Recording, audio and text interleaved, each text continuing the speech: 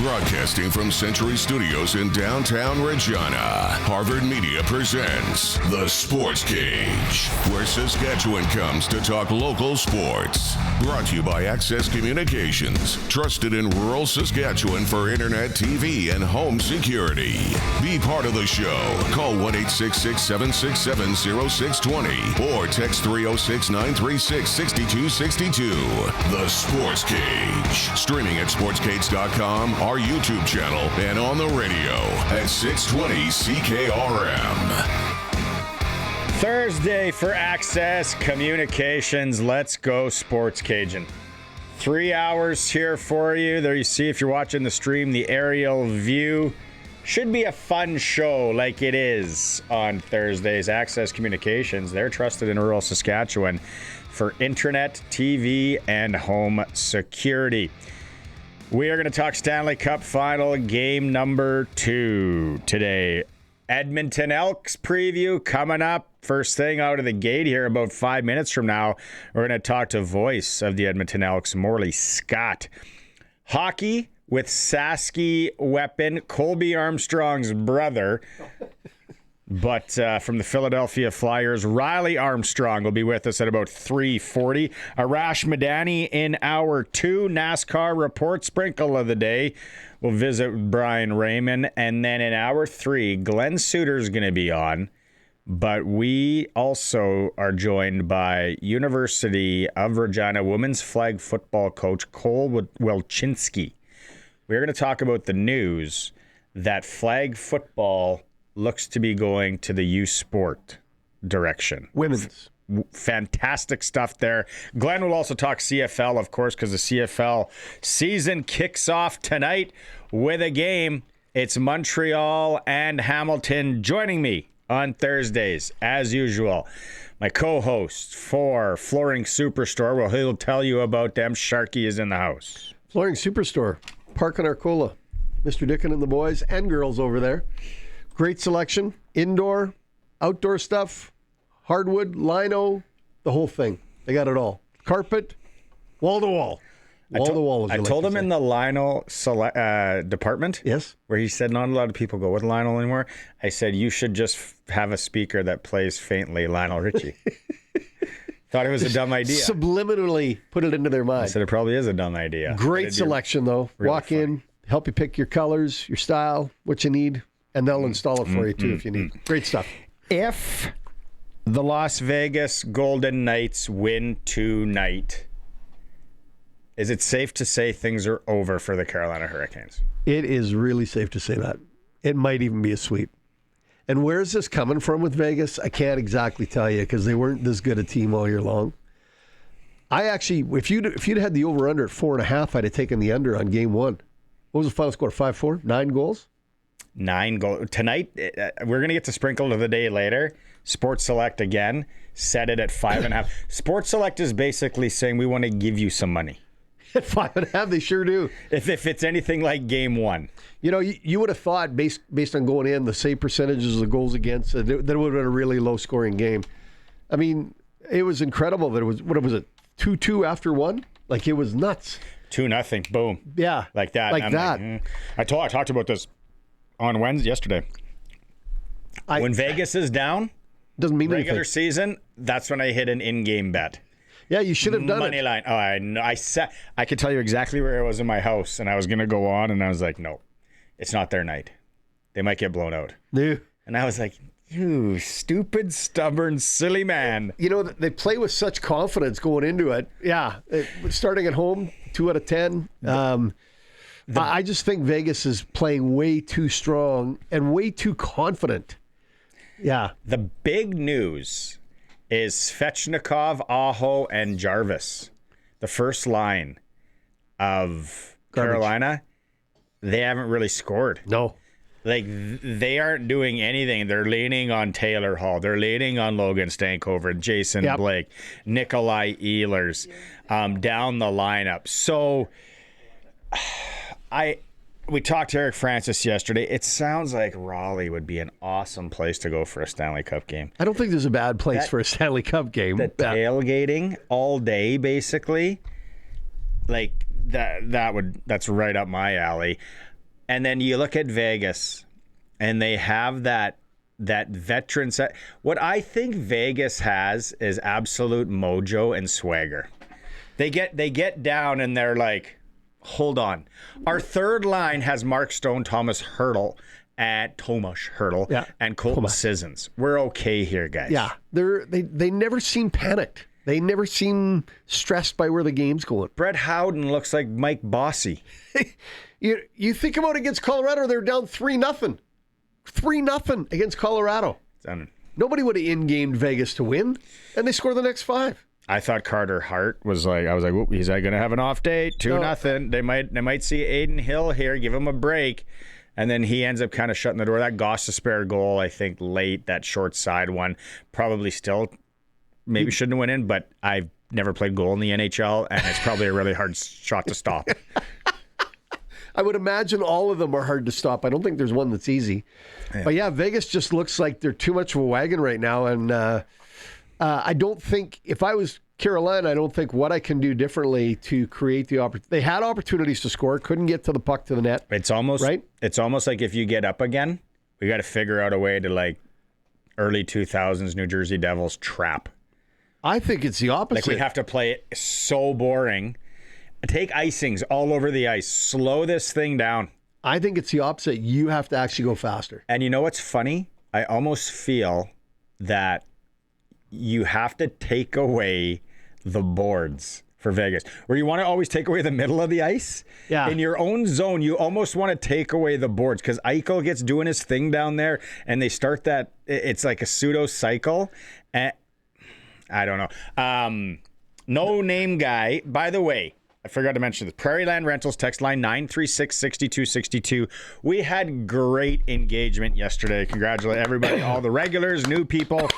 936-6262. Prairie Land Rentals, 600 Albert Street. I talked to the owner today, and he said we got another shipment of robotic mowers. People are really into this in the southern Saskatchewan. A lot of you out there need it because I've seen the lawns.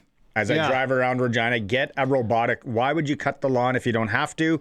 Especially if maybe if you're not capable to push a lawnmower anymore. You don't really want to hire a kid. If you do want to hire a kid, I know one that's he likes to make money cutting lawns. In the northwest part of the city, he's available. The robotic mowers, and there's a discount on them right now. Husqvarna, 600 Albert Street. You get to deal with the owner. James is confused, Curtis, on the text line. You got him? Okay, James, we're looking into that as we speak, but we're going to go to break. Already? And when we come back, we're going to talk CFL football. It kicks off tonight. The league. Yes. I'm excited. The old 9-teamer. I got to get another TV out for tonight. The hockey game, I got the football game. Right? It's a Sports Cage on this Thursday for Access Communications. We'll be right back. Let's go out on the Western Pizza guest hotline right off the bat here. Western Pizza, why wouldn't a guy or girl tonight? You got hockey, you got football. Grab a wheel, any of the Greek favorites that they make that you love. Visit your local Western Pizza. Find out what they got going on. Joining us on that Western Pizza guest hotline, I've never talked to this man in my life. I've heard him call games throughout the years. Does a fantastic job. Voice of the Edmonton Elks, Morley Scott is with us. Morley, thank you very much for joining us here in Sasky on this Thursday. My pleasure, guys. Good to be here. I can't wait for my first trip to Regina so I can have some Western pizza too. It's always the highlight in the hotel room while I'm doing my game prep. Eating Western pizza is always great. Love to hear that. Love it. Yeah. And if you, I'm sure your hotel room has a nice little fridge, and it's really good the next morning before you head. You know head what? Back. I like it room temperature in the morning. So it's good for breakfast, but I like it room temperature. If it's, I don't like it too cold in the morning. Morley, you get along just fine here in the Sports Cage. We're all talking the same thing. You guys open up traveling into Ottawa. Let's first off, you camp the mood with the Elks. I know there was some calling out of guys early on that I read things. The veterans were getting after it, but just kind of what's the mood around the Elks after camp and now after all the cuts? Pretty positive. I think they're pretty happy with the way camp went. I think the veterans on the Elks, like the veterans on every CFL team, are looking forward to turning the page and playing real games now. Preseasons for the prospects, right? Regular seasons for the veterans. So they'll get into it now. They start in Ottawa on Saturday, and they're looking forward to a good season after having a good training camp. They split their preseason games. Not that the scores in those games really matter, but they got what they wanted out of it as far as evaluation goes. And they feel ready to go. Talking to Cody Fajardo today, and he was just saying, let's turn the page. Like let's get after it. He played 2 series in both games, and that's the thing he's looking forward to most, is just getting in a rhythm, getting in a groove, and playing the entire football game on Saturday. How do you see Malik Carney fitting in there? Very well. He's a really good player, right? Yes, so he is. they'll take all the good players they can get. I think he's. Again, I was talking, not to name drop, but I was talking to him today as well, and we got talking about how he and Jared Brinkman on that right side of the line are going to work so well together. He says we're going to dominate. He gets to the quarterback. He can drop back and be athletic. He can do so many things, and even if he's not getting sacks or tackles, he's causing problems, and he's opening it up for the guys at the other end of the defensive line to do something. So I'm looking for. He didn't play much in the preseason, didn't play it all in game 1, played a little bit in game 2. So I'm looking forward to watching him play a whole lot this season. Edmonton went through a little bit of trouble on both sides of the ball last year. There wasn't one that was regularly consistent. They had to improve. Which one do you think they made the most progress with, the offense or the defense? I think the most changes were on offense for sure, and I think that's where they needed to make the most improvement. The defense, pretty much, except for Niles Morgan moving on to Ottawa, I think the defense is pretty much the same defense they had at the end of the year. The defensive backfield is the same 5 guys. The linebackers are a little different. Nick Anderson is back from injury, missed most of last year, and he's going to go at the middle linebacker spot. Joel DeBlanco is going to step in and be a starter and a regular for the first time in his career, the first overall pick from 3 years ago. He's going to be at will, and they'll have Kenny Logan on the other side at the Sam linebacker spot. So that's the only real changes, and they were all here last year and played a lot last year. The D-line, they added Carney and lost Serezna, but for the most part, they're the same. And that defense got better as the year went along. They had a tough start last year, gave up a ton of points early, but got much better as the season went along. So they're starting at a better spot now this year to get better at. It's the offense that needed to have to be reworked a little bit, and Ed Hervey really reworked the offensive line courtesy of the Hamilton Tiger Cats as he went in and bagged those 3 big boys from Hamilton to put on the offensive line. It also stole their backup quarterback and one of their receivers as well, but he got Austin Mack before free agency opened up. So offense is where they needed the most improvement, and I think they went out and they handled their business. So we'll see how long it takes them to kind of gel together and become a real good offense. Until then, let's hope the defense holds them in there in every game. One of our listeners who wrote in already is about Ottawa and Edmonton is probably the most interesting game for the first week of the season. Subjective, but I would agree that it's interesting to see 2 teams that made some changes that are looking for a fresh start. What do you guys expect from the Red Blacks as you head in there? I think, they're 2 similar teams because they're both kind of doing the same thing, right? The Elks started their rebuild last year with the new regime. Red Blacks are starting it this year. They went out and they did a bunch of stuff in free agency to improve their team. And, they're like kind of where the Elks were last year at this time, right? Going into the season, they look like they're going to be better, but you don't really know for sure. You got to see them play and find out where they land. So the thing that interests me about this game is both these teams notoriously, especially the Elks, are poor starters to seasons. The Elks haven't won a season opener since 2019. Since they came back from COVID, they've started the collective seasons, the 5 seasons, 0-25.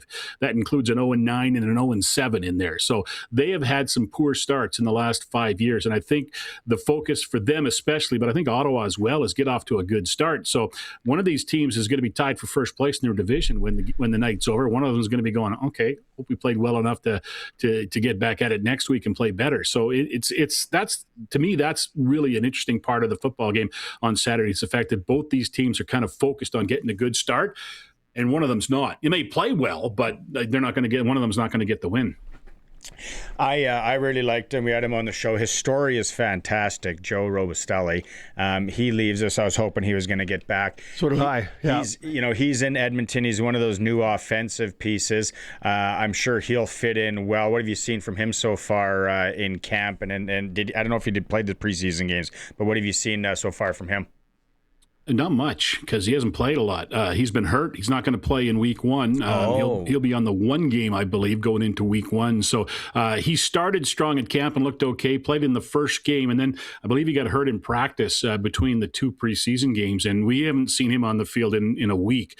Coach Mark Killam says it's not that serious, but it looks like it's serious enough to keep him out of the game on Saturday. In fact, he's definitely not going to play in that game. So we're going to have to wait a little bit to see on Joe Robus. I had one good long conversation with him in the offseason. Good personality, really like him. And he's a big guy, and he's got a chance to have that pop season where he kind of has a breakout year and becomes a true threat. So I'm looking forward to seeing him get it in the lineup, and hopefully the Elks have the bye week after week one. So hopefully by week 3 he'll be ready to go and he can make an impact.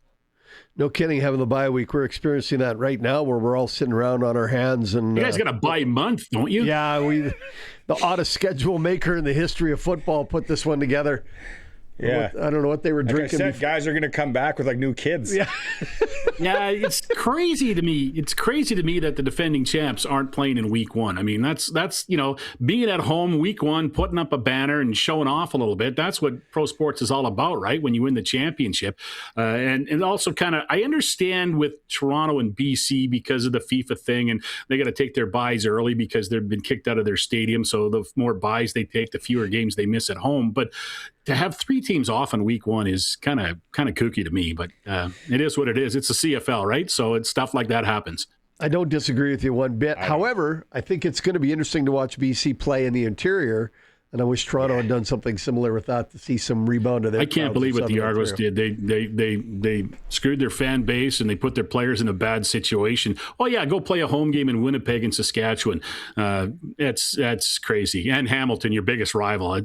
But they chose to handle it the way they did, and the BC Lions chose to handle it the way they did. Kept the team in the province, kept it close enough to Vancouver where people can go if they want to, and they're smart enough to play the games in Kelowna against the 2 Alberta teams, because everybody in Alberta goes to BC in the interior for their vacation in the summer, right? So you're here, you might as well go to the game, right? Yeah, exactly. Get off your boat and go to the game. That's what they're saying. And Saski people are tagging along on the tail with just because we want to get out of here in the mosquitoes. How do we get out of this winery and get to the game? That's what we want to know. Yeah, but you know what? You're fortunate because you get to call one of those games there, right? Like who knows when we're going to see this again?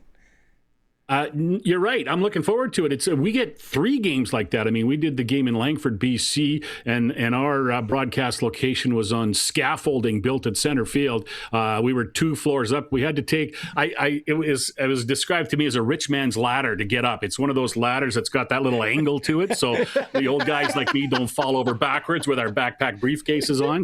But we climbed up there. Great sight lines, almost too close because it was hard to see on the far side of the field because we were too close and kind of low. And then we did our game on Friday night at Clark Stadium, which was kind of cool. Yes. Especially for the old crew in Edmonton who went to games at Clark Stadium back in the day. So it was the first CFL game at Clark Stadium since August 23rd, 1978, when Tom Wilkinson threw a 15-yard touchdown pass to Waddell Smith, and they beat the Winnipeg Blue Bombers. So it was a pretty cool night with lots of nostalgia. Unfortunately, there was lots of rain and a 1-hour lightning delay too, but it was a pretty cool night. So we get 3 of those games. We got those 2 in the preseason, then we're going to Kelowna, which will be, from what I understand, the nicest stadium of the 3 because they have the Okanagan Sun there in the BC Junior League, and it's a pretty nice stadium. So I'm looking forward to that. Okanagan Sun's got a lot of money. They chartered that whole plane of family and everybody in when they played the Thunder. Yep. I'm like, theyese guys ain't short on cash. There's some winery money around there. I called the provincial final in Lloydminster once they got me to drive the Jeep up of the station on a riser, and I was like 21, and I'm like, I ain't driving that thing on there.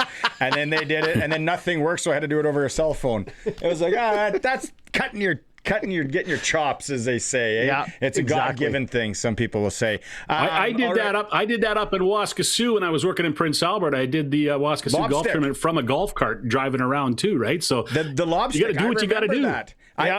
I'm going up there Sunday. I play in the thing. I've been in it for. I remember those days, and then it was like Munsey did it, and Chuck did it, and they used to call the play-by-play. Grant Shoot. Shooter. You play-by-play a golf tournament? It was great. On radio. We play-by-played a golf tournament on radio. Yes. That's awesome. That's awesome. Martin Ring on 5. Looks like he's got driver. Morley, what's the mood? Obviously, losing the owner after taking over, that was very sad. But what's the mood with the fans? What's season tickets at? I don't know if you know that. Like, obviously, that's such a big stadium, right? So even if you do get a good crowd a lot of nights, it's like, oh, does it look empty? Where are we with season tickets and the mood from the fans? We've been told that the renewal rate was higher than it's been in years for the Edmonton Elks this year. I don't know how many new season tickets they sold on top of it. My sense of this is the fans are just dying for a win, just dying to see this team succeed. And when and if that happens, they'll come back and they'll be there and they'll start to it'll start to be, it's never going to get to the old days where they had 50,000 out and people, games were blacked out and people drove to Red Deer to watch them on TV. That's never going to happen again, right? Because it's a different world we live in now. But I think this city and this fan base, the fans that come now, there's very loyal fan base, very, very loyal fan base. They love this team. But there's obviously been some problems over the last few years from the name change, from COVID, from the losing streak at home, running through all the coaches and GMs they've had and the presidents. That's over with now. That's all settled. They've got continuity. They've got stability. And I think if they start to win some games, I think we'll start to see a much bigger fan base coming to the games at Commonwealth Stadium. And you're right. It's a huge stadium. When it seats 60,000, you get 25 out. It still doesn't look that big, right? But it doesn't matter. That's why they closed the top deck and only sell tickets right now in the lower deck. But they're working hard. They're doing everything they can to be in the community and to get deals for people to come to games. And the football team's got to back them up now, back up the marketing team with some wins to get some people excited. Well, let's hope that, because I think, and maybe just close on this, the West, it's going to be a dogfight. I had Kenny Weeb on from the Winnipeg Free Press yesterday. He was talking about the division that the Jets play in Minnesota in hockey, and it's like that's what the West and the CFL is going to be like this year. I don't know if you're a prediction guy, but what do you see in the West? A dog's breakfast. I mean, it could go any way. I see BC probably the best team. I don't know how far the Riders are going to fall back depending on their losses. I don't know what Calgary got better this week with the signings they got. So although they're not playing in the game tomorrow night, but I see BC on top. And the big question mark to me is Winnipeg. Was that a step back last year or was it just a blip? Right. And they kind of made the changes this offseason that they should have made last offseason, I think, to get younger and better. So we'll see. And can Zach Collaros come back after, let's face it, a subpar season for him last year? So we'll see how they bounce back. I wouldn't be surprised if all 5 teams in the West could finish third in the East, because the bottom half of the East, I don't know, is going to be that good. So we'll see how it plays out. Obviously only one can cross over if that's the case, but it's going to be good. It'll be the best division as it always is, right? And it'll be very, very, very, very competitive. I'm looking forward to it. There would have been the rule change. As many crossovers as possible. Your record stinks. You're out. It's all West. Hey, hashtag one division, man. That's my life. I think that's the best way to go. It's one league. It's one country. It's one league. Let's just put everybody in the same division and play. I guess you could still have divisions to give 2 teams kind of the bye or first place or whatever. Yeah. But to just have the best 6 teams or 12 teams, 12 out of 9 are going to make it next year, right? So let's just set it up so that we got the best teams in the playoffs. And I guess starting next year, when only one team misses it, the best teams will be in the playoffs. But maybe it's not the way you want it. And let's get you broadcast guys to Quebec City. That's what I want to see. Quebec I'm already City practicing. Duchenne show, please. Duchenne show, s'il vous plaît. Right Love on. it. Love right it. On. And get your Western Pizza order in when you come. Yeah. It's a classic. Morley, thanks so much for doing this. Have a great call this weekend. Should be a very interesting game, interesting season, and we'll have to catch up again here on the show soon. I look forward to it. It's our first chat. I hope it's not our last. Good to talk to you guys. It was good. Definitely Thanks, man. not. There he is. Voice You bet. of the Edmonton Elks joining us from Edmonton on the Western Pizza guest hotline, Morley Scott. It's a Sports Cage. We are streaming through our YouTube channel at sportscage.com. Morley Scott joined us. Coming up in a bit, Riley Armstrong from the Philadelphia Flyers. Fun chat, talking some puck in a bit. You have a prediction on the West, is it? On the West, yes. Sharky's prediction on the West. Here it is. Bombers Game 5, Taylor Elgersma starts. Over under 5, eh? You're going at 5. I'm going to 5. Taylor's in. I could see it. Yeah. I could see it. Yeah. They'll give Collaros the first 4, but if he's anywhere near where I think he's going to be, Elgersma is going to start Game 5. I think because he looked good in preseason. he looked okay. In my opinion. Yeah. I think Calgary is going to be a thorn in everybody's side. I think they're better than everybody thinks, but if Vernon Adams gets hurt, it's a disaster there. It's like anybody. It's like any quarterback. I just think Calgary's backup situation, they might be further behind than lots of other teams. Are we ready to go with them? You got them all. Curtis is saying 1 minute. We have to 1 minute. Kill one. But and then Last minute. In Edmonton, I don't know. They do need to win there. Bad. Do need to win. In Edmonton. I hate to say this, but the best thing for this game between Ottawa and Edmonton might be a tie. Right? Because both these teams, like one of them going 0-1 might be literally so hard for them to shake it off and get out. Right? Just because of all the struggles they both had the last couple of years. So 936. I really hope they can figure it out. 936-6262, Prairieland Rentals text line. What are you thinking out there? What are you thinking in the West? What are you thinking in the league? What are you thinking on the Stanley Cup playoffs, which continue this evening in Raleigh, North Carolina? Western Pizza guest hotline. Again, pick up a wheel tonight. Any of the Greek favorites that they make, the souvlaki, ribs, salad. You just can't make that at home. Call your local Western Pizza. Joining us. I'm starving now. Good Sasky boy. I teed this up. We were going to try and catch up when the Flyers were actually in the Stanley Cup playoffs, but they had a hard no on media requests, Philadelphia Flyers. So he's joining us now. Riley Armstrong. There he is. How are you doing, my guy? I'm doing great, boys. Thanks for having me on. Why the canceled media request here in the playoffs? He knows. Yeah. Well, I don't know. Maybe he does. It's all the young guys playing. You know, I was kind of a hot item for a little bit there, so they had to keep the request to a minimum. Director of Player Development. So, like, how many hours you putting in? Like, is this a strenuous job for you? It is actually the way that we do it with all of our prospects is we're hands on. We're on the road constantly on weekends during the season. I'm at the American League team here, the Lehigh Valley Phantoms, every day. My wife just says I go down for breakfast and lunch and then I head home, which I do get that in, maybe a hot tub, sauna too. But during the summer, I love just we have some couple of our guys stick around, and I'm constantly helping out, phone calls. We have a development camp coming up in a month and just putting that all together, and guys are flying in, and all of our events that we do during development camp, dinners and everything like that. So trying to get it all mapped out. It's a busy time. I'm always going. Is the Strasbourg weapon Nick Schultz still involved? You guys must work tightly, no? Yeah, we do. Schultz and I talk all the time. We call it Sasky Smart. Whenever we make a good decision, we always say, boys, that's Sasky Smart. You can't teach that.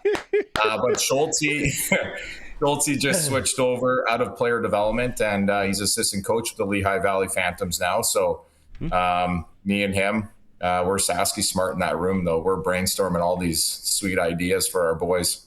Hot tub together, maybe some pilsners in there. Get some real thinking done. Right? Yeah, you got that right.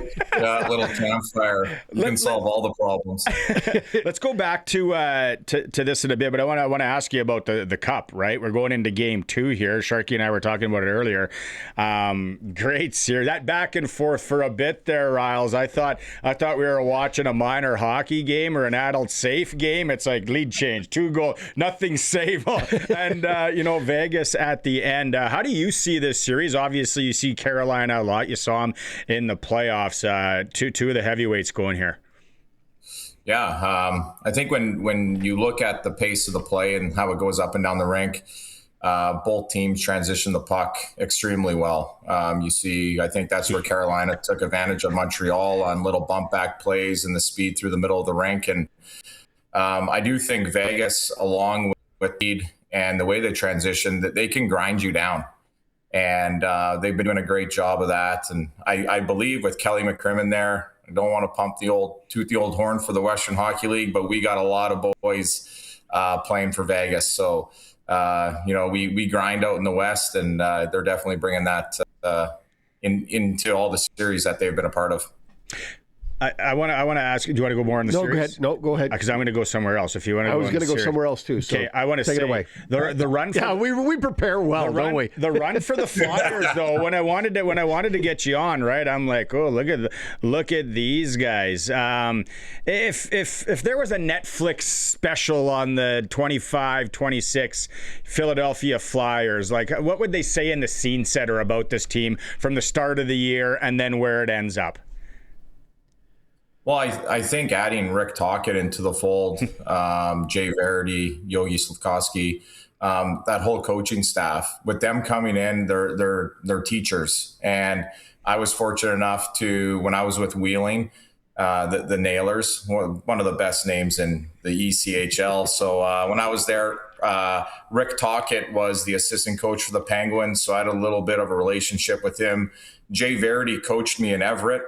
So now they come here, and it was kind of like a full circle moment, and they're teachers. So when they get on the ice, the amount of development that was happening, because the team is so young, and the strides that they took from the start of the year through the end of the season, you could just see it. Like, it was just growing. And we had some guys put in Tyson Forster, and then after the NCAA ended, we added Porter Martone, and all of a sudden we looked like a brand new team. It was like we acquired those 2 guys at the trade deadline. You've worked closely with, I think, Danny Briere for a while too. Like, why is he so successful? Well, he's from Quebec, but I'd say he has a little Sasky smart in him. He won Memorial Cup out here, didn't he? No, he lost. Yeah. He lost to Red Deer out here. Oh, to Colby? He lost. Yeah, to Colby. Yeah. No, he might have been a little old. He's a little older than that. He's a 77. I think he's my age. Yeah, he lost in that. The 97 or 90. The one they had, it was 98. Oh yeah, the one before. Yeah, 97. Yeah, Red Deer's first win. Cooper Technoflex days. Yeah, exactly. Oh yeah. I always see those pictures of him up in his office all the time with the old gear on. But what I like about Danny is that he. With like the career that he had, he went back and he just started in the coast. He started in the ECHL, learning how to run a team, learning how to negotiate contracts with not as many zeros on them compared to what he is now, but building those relationships with all the agents and learning that, and then slowly moving up. And I think a lot of people sit back and they respect the fact that, he just didn't step in and say, hey, I want to be here. He worked his way in there. And I think all those years of kind of learning the roots of it all, it's paying off. He's patient, he's poised, he loves the pressure, and he's definitely put us in a great spot. One of the things I noticed about this Flyers team is you went through these 2 rounds of the playoffs. One was incredible resilience, but 2 was how young they were. Like, how incredibly, like, Sean Couturier is probably your oldest player. And is he 30? right? Like Dan Vladar. Yeah. I thought Dan Vladar was playing in Saudi, Senior A. Exactly. Like, where did he, like, he didn't play like that in Calgary. Like, there has to be an incredible amount of enthusiasm with the youth you have in the Flyers organization. Yeah.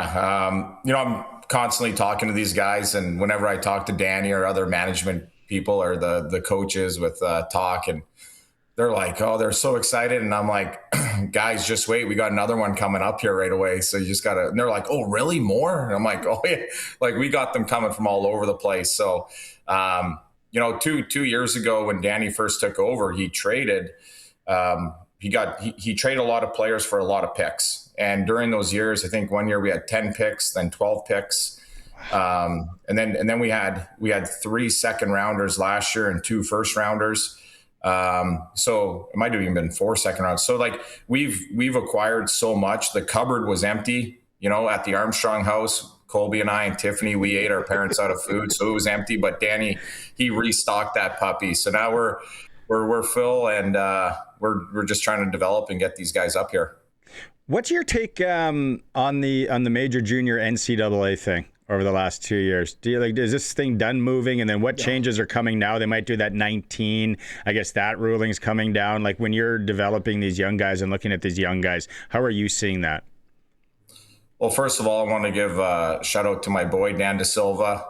What a run with the Blades, knocking off the Oil Kings in the first round. I was watching it on Victory Plus there, Game 7. What a thriller. He was all fired up. And then also to my alum, Everett Silvertips, winning the WHL as well. It was a long time coming for them. They've had some strong teams. But I think when you look at the landscape, and it's constantly changing, but I used to look at it and be like, okay, if we draft this guy, I'm going to get to go to Red Deer. Okay, we draft this guy, go to London. Now I'm looking around and I'm like, okay, I'm going to go to Michigan State. I'm going to go to Denver. I'm going to go to University of Michigan. I'm going to go to Boston University. All these kids are already committing. So I think when I look at it, they're taking the high end talent out of the major junior league there, and they're bringing it down.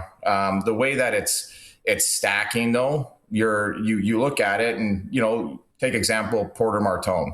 Like, he had 95 points in 50 games. So if he went back and played there again, does he get 130 points in 50 games? Like, where would his development be if he just kind of walked around the rink for another year? And that's the way we kind of look at it when a player's there. I think there's also other players too that just want to go. You look at Matthew Gard that we have, and Luke Vluswick plays in Everett, and Matthew plays in Seattle. They're going to go back for another year and play junior because they're not ready to make that jump yet to NCAA. And that's fine. Everybody develops at their own rate. And I think that's what people have to sit back and realize when they look at the big picture. No, go ahead. I think one thing that I saw the other day, and I think it's wild, how many kids entered the transfer portal. Yeah, like, I went through it, and I'm like, if you don't have kind of some chats or whatever, and you're just doing it willy nilly, like just crazy, like I'm pissed off, I'm going in, and it's like, ooh, there's a lot of dudes in there, like you might be playing senior next year. Yeah, it's like you're like just asking for a trade. I think they put in, you can only hit the portal once. I've seen guys, like, I look at a guy and I'm like, I think he was on this team, but now he's on that. Like, I don't even know. It's so hard to keep track of. No, they had originally allowed them to change every year. And I think they've got it down now to just once. They've changed it to once. Because there was guys playing football or basketball for a different team every year. They were just kept changing to wherever they wanted to be. So I think they're trying to knock that down a little bit. The 19-year-old thing that could be coming down, and it sounds, I was talking to a couple of players at the course the other day, and it's like, that really sucks for the hockey guys. I get for the basketball, because you got these basketball guys coming over. Some of them are on their second marriage and they're playing basketball. For the hockey guys, but they don't give a rip about hockey, the NCAA. So it's going to be what it is. When do you look at Western kids different though, Riles, or do I guess scouts, and do they look at the Western kids like we think? It's different. It's a tougher grind out there. Or is that something that's really not talked about?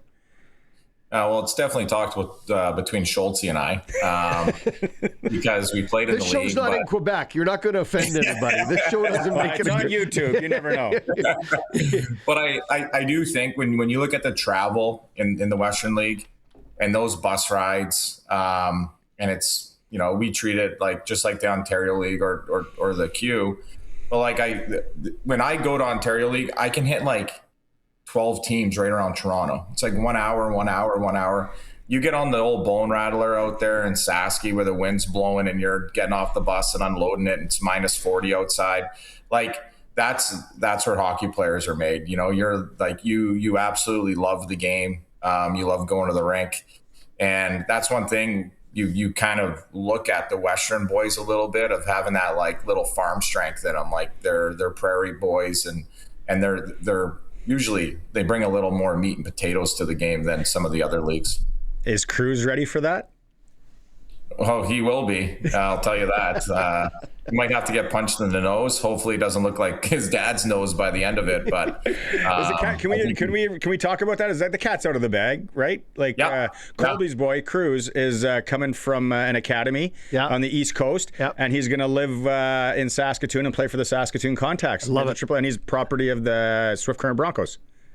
Correct. With Ryan Keller coaching there, awesome guy. Beauty. I played against Kells.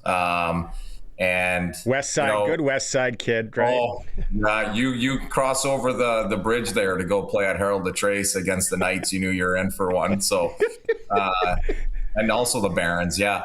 But I think at the same time though, I was cut from the Saskatoon Blazers and I was cut from the Contacts, and I had to go out to Yorkton. Colby played for the Blazers, and I think when we just kind of looked at it and. You have Kells there who coached for the Blades for a number of years and his experience as a player and talking just to people around Saskatoon. We still have good ties back there. And we thought that'd be the best place for Cruz to take his next step and develop, live at home where Colby, I, and Tiffany grew up and go to St. Joe's. I don't think you can do it any better than that.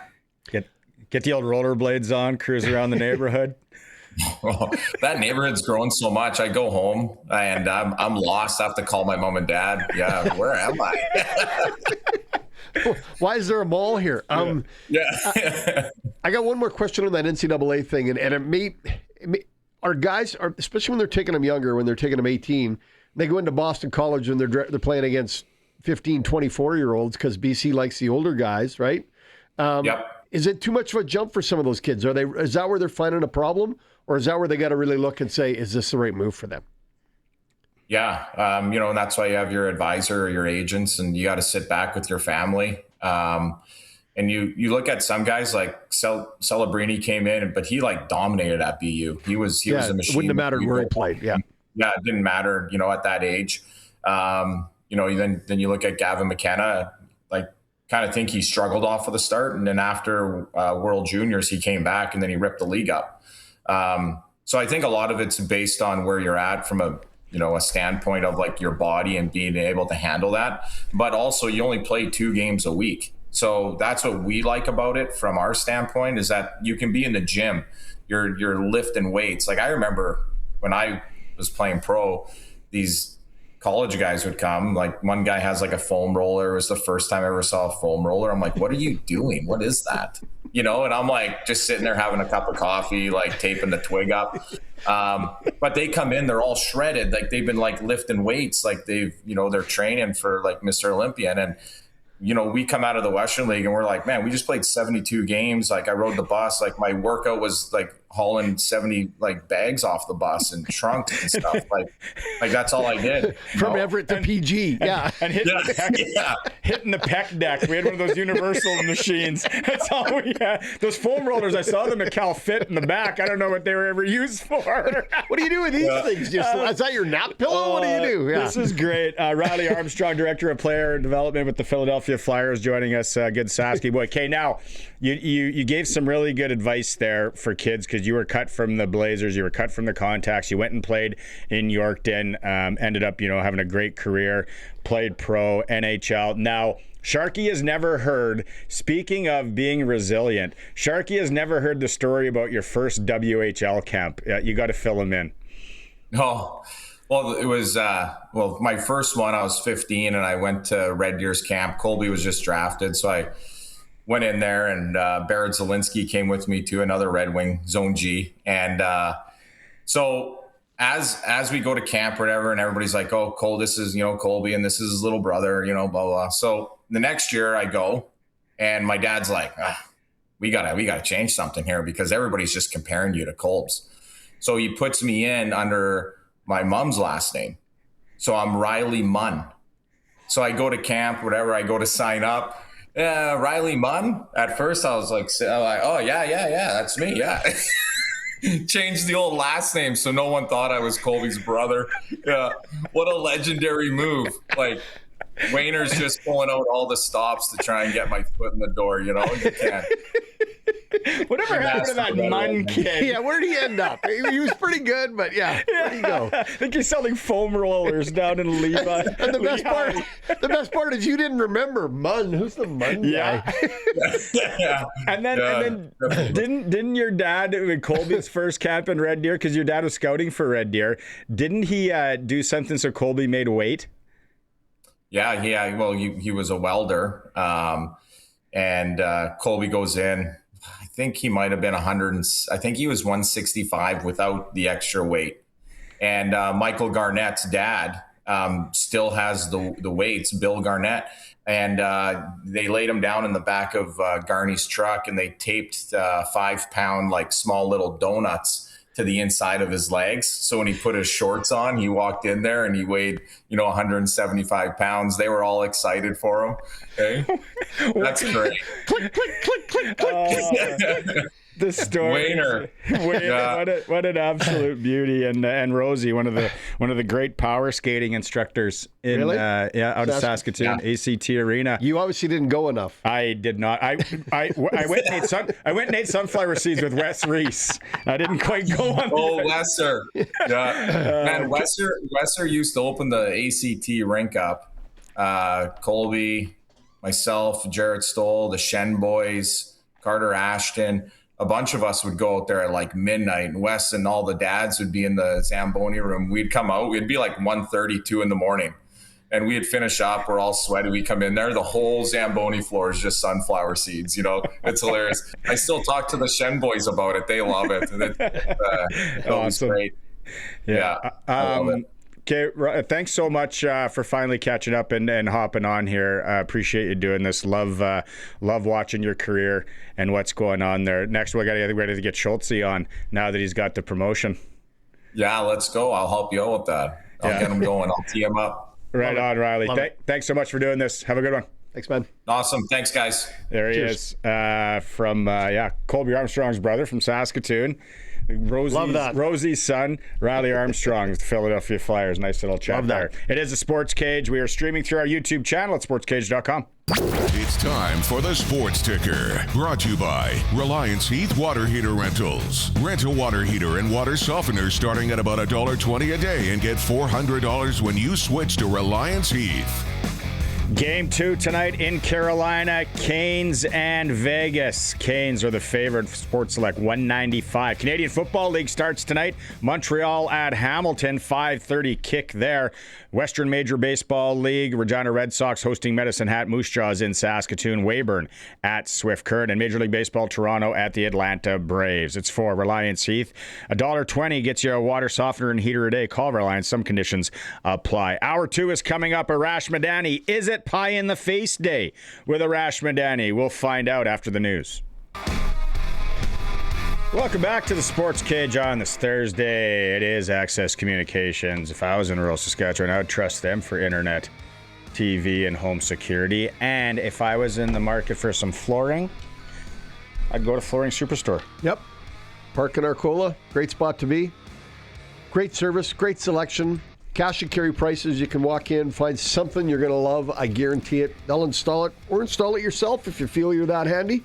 You know what I heard once, because in my other job, right in the marketing side. Go ahead. I if this is a TED Talk or I don't really pay attention to a lot of that because I just think Sasky's so different. Like a lot of stuff doesn't pertain. But once this guy was like, when you're doing your commercials, like any kind of commercials or whatever, do not say you have great customer service because everybody should, or you shouldn't be in business.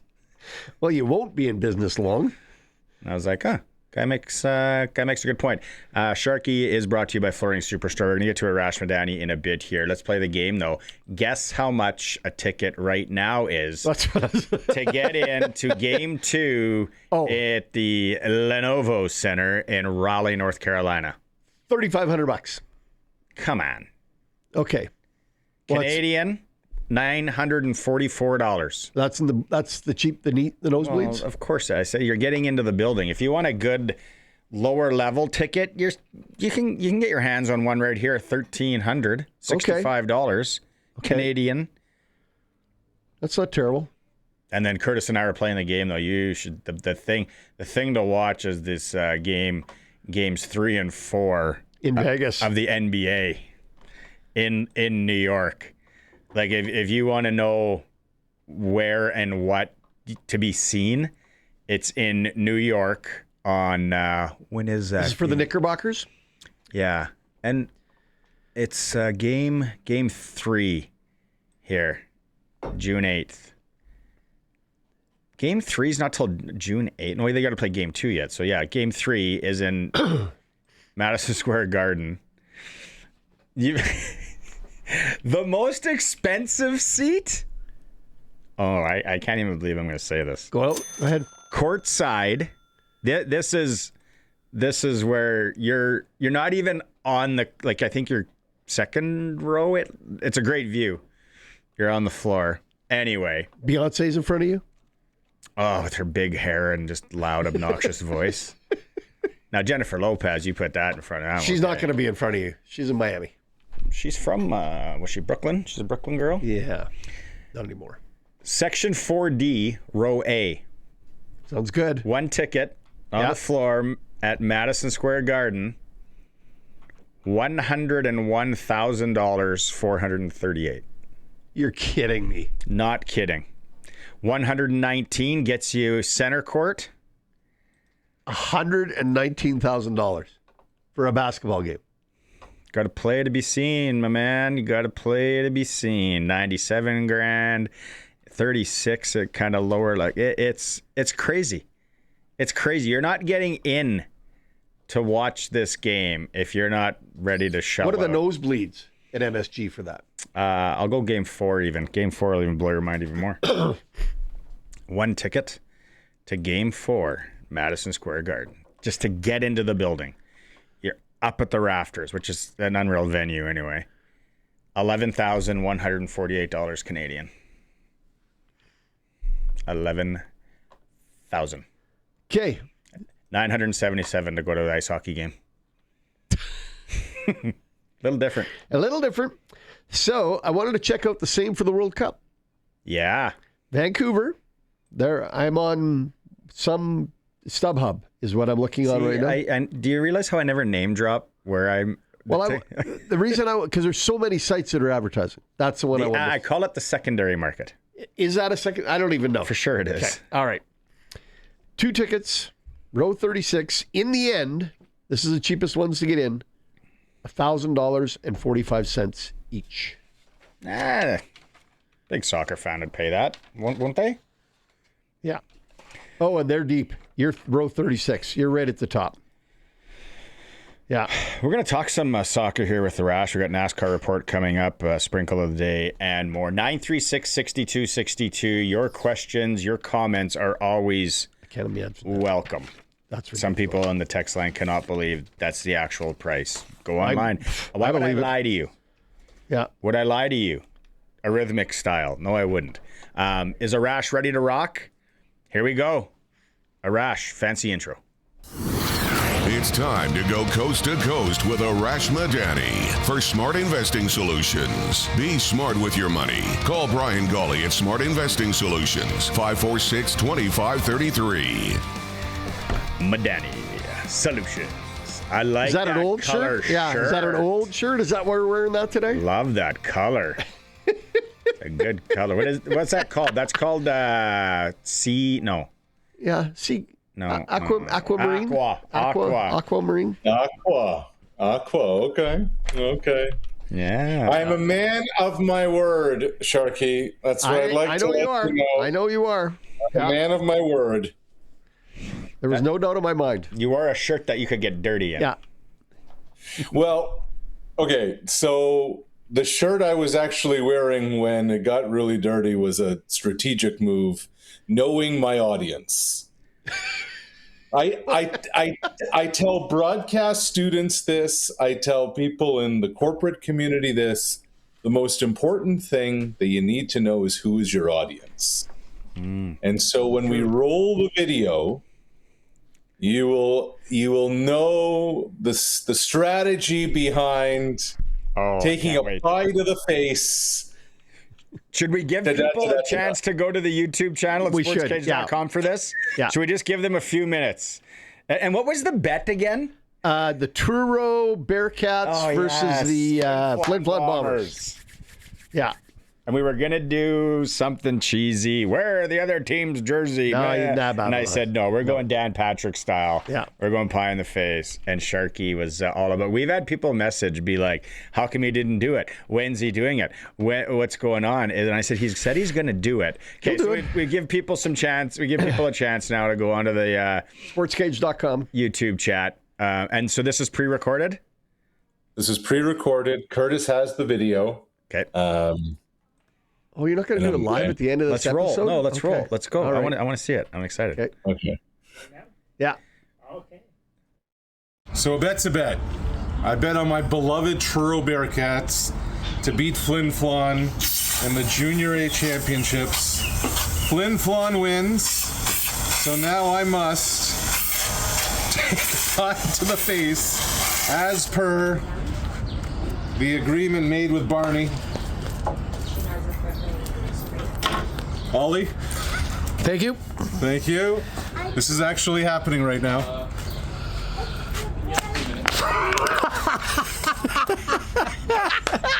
A bet's a bet, Barney. A bet is a bet. Yep. Yeah, good on you, brother. Good on you, man. That's Thank awesome. you. Yeah. That's awesome. And if there's any shirt, to get dirty, which one are you gonna get pie all over it, huh? People that are listening on the radio, it was a Winnipeg Blue Bombers That's right. t-shirt. So good on you, man. Extra special for us Rider Lots of fans. fun. I'm sure we'll do that again, and then you'll get the better of me. It's just how it works. It looked tasty though. You know what? It actually was tasty. So I need to pass along some feedback from the videographer of the pie to the face, who works in the Union game, and he said if our wager was in good faith, Truro advanced, Flin Flon did not. Now I know the bet was who was going to win head to head.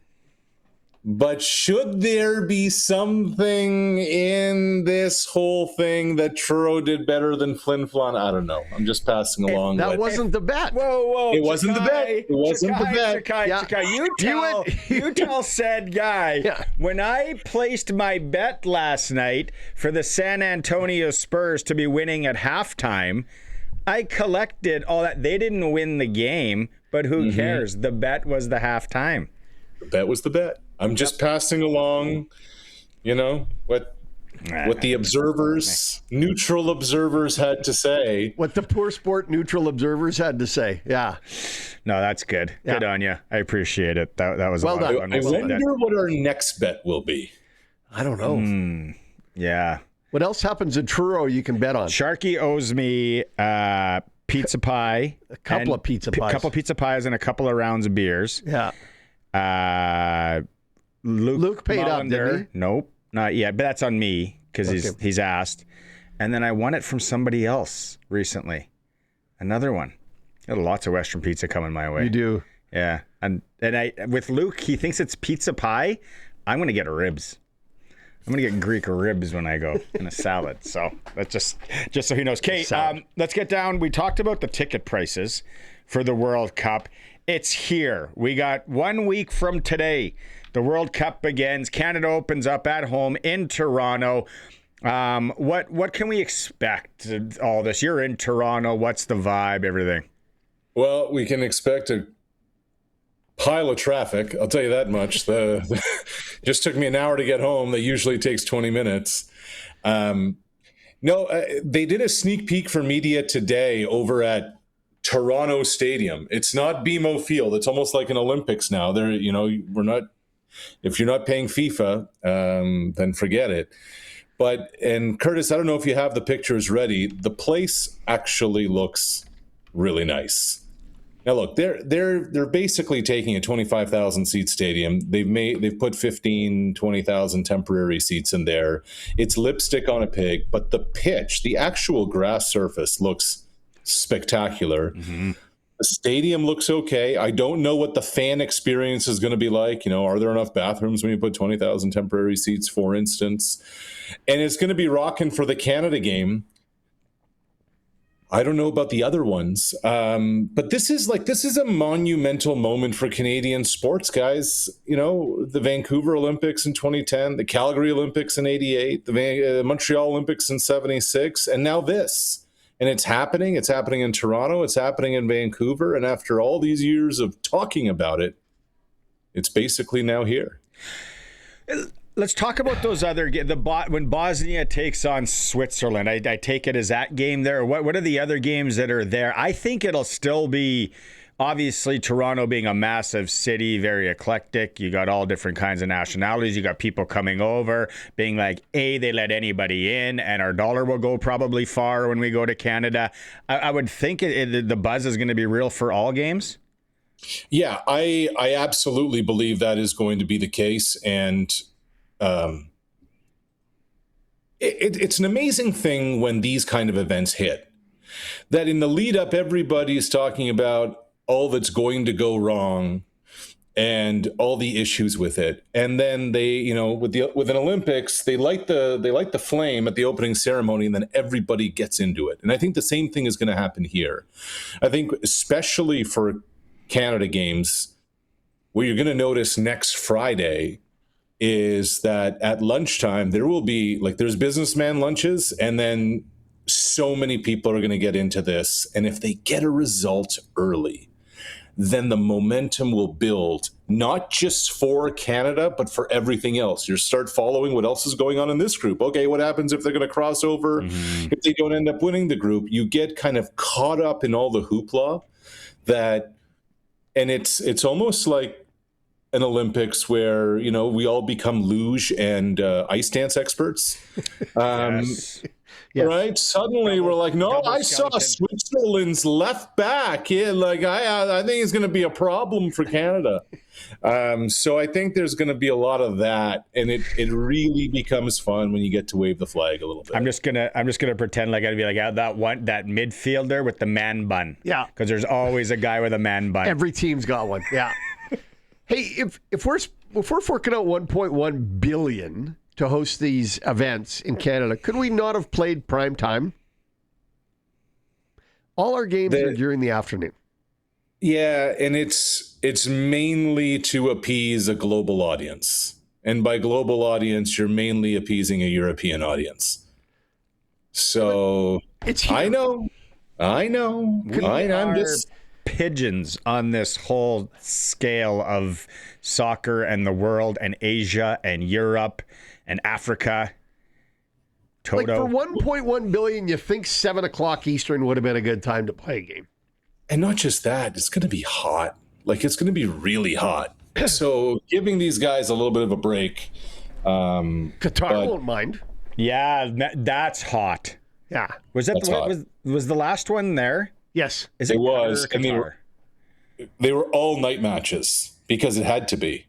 Yeah. There was it was it's fine over there to have with humidity, and there's tigers and lions roaming around outside. Where do you think this place is? I don't know. AI. Yeah. AI gets me every time. AI, yeah. Alphonso Davies, we had Lee Cormish on yesterday chatting some soccer. He said, it's up in the air. Have you heard anything on his status? I heard he's out against Bosnia-Herzegovina in game 1. So Canada soccer is obsessed with controlling the message on this, and they're trying to do the whole football coach. Yeah, we're not sure about his injury status. Yeah, we want him to go. You never know. He's an amazing healer, blah, blah, blah. Alfonso went on the Sid Sixero show. It was filmed last week. It was taped last week. It was supposed to drop early this week. It did for a few hours. Then everybody went crazy when Alfonso said, I'm not going to play. I don't think Alfonso is going to play next Friday. I think everybody knows that internally, but they just want Bosnia to be like, oh, will he or won't he, et cetera, et cetera. The hope is that by match 2 or match 3, he can go. But we're talking about a dude who had an ACL in March of 2025, then came back and has had 2 lower body issues since. Is it a hamstring? Is it a quad? Et cetera, et cetera. The recurrence is problematic, troublesome, worrisome. And, you're talking about the captain of your team. So this is something that's going to be, everybody's going to continue to kind of monitor over the next week, but I highly doubt that Davies is going to be in the mix for the opener against Bosnia. He knows if he was a hockey player, they would just shoot this and he'd play, right? He understands the difference. Well, the issue is Bayern Munich pays him a lot of money to play for them professionally. Bayern Munich wants nothing to do with Alfonso being over here. If this was a Copa America, if this was a Gold Cup, if this was a Nations League, there's no chance he's even over here. Yeah, he'd be back in Germany right now, but this is the biggest tournament in the world. He's the captain. It's in Canada. So, and the whole taking the needle thing for a hamstring is different than taking it for pain. Like the hamstring can go on you, and if it rips off the bone, then you're toast. All right. My doctor skills are limited, so played one in a high school play. Yeah. Yeah. What? Dr. Sharky. Yeah. So many jokes that I want to say. The doctor of love. Yeah. 40. Really. 48 teams in this world. Is that an expansion? Did I miss something?